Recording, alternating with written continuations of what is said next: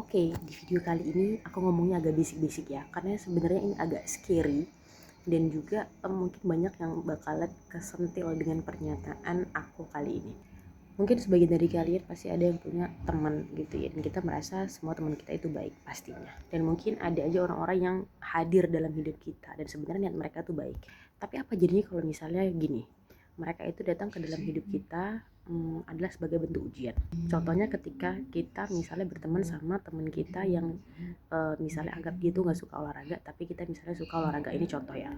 Terus misalnya kayak teman kita tuh punya goals, misalnya kita punya goals, misalnya kita tuh pengen bodybuilder atau ingin membangun otot muscle kita gitu ya, muscle kita. Di istilahnya kita punya target yang besar gitu. Terus di setengah perjalanan kita tuh udah mencapai kayak setengah target dari apa yang kita targetkan. Terus temen lo yang tadi itu dia bilang, ih lu udah bagus, badan lu udah bagus loh, ini apa tubuh lo udah sehat, bla bla bla gitu. Intinya omongannya baik sebenarnya, dan sebenarnya kayak tujuannya memang mensupport gitu ya. Tapi hati-hati ya teman-teman, hati-hati karena bisa jadi kata-kata yang seperti itu menghentikan kita untuk melanjutkan apa yang sebenarnya menjadi tujuan, apa yang sebenarnya menjadi tujuan utama kita. Jadi gini, aku cuma mau bilang hati-hati dengan teman yang dia itu baik tapi bodoh.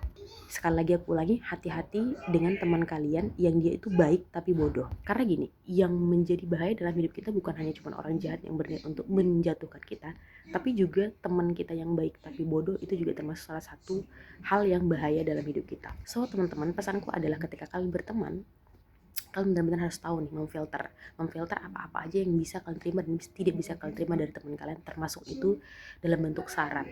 Jadi kalian tuh harus benar-benar tahu nih tujuan kalian tuh apa.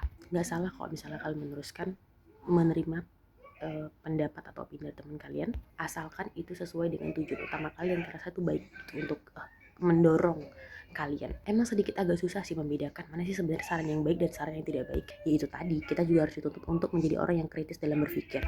Agak susah ya, emang susah sih dari orang dewasa. Apalagi kalau kita yang orangnya itu greget, atau orangnya yang punya keinginan besar untuk sukses atau ingin hidup lebih baik daripada yang sebelumnya. Karena gini, percayalah, ketika kita ingin menjadi hidup yang lebih baik itu nggak akan ada yang mudah gitu. Pasti semuanya itu penuh dengan tantangan, ujian. So kita harus, dan aku juga baru realize banget bahwasanya ujian itu bukan hanya berupa sesuatu hal yang keburukan, kebaikan pun misalnya itu bisa menjadi suatu ujian. Contohnya misalnya kayak gini, contohnya ujian itu bukan suatu hal yang misalnya kayak kita hidup susah atau kekurangan uang, tapi kelebihan uang juga ada suatu ujian dalam hidup kita. So teman-teman, jadi kita tuh emang harus benar-benar berkesadaran dalam hidup.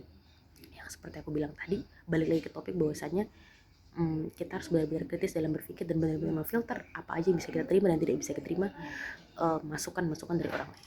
Bye bye.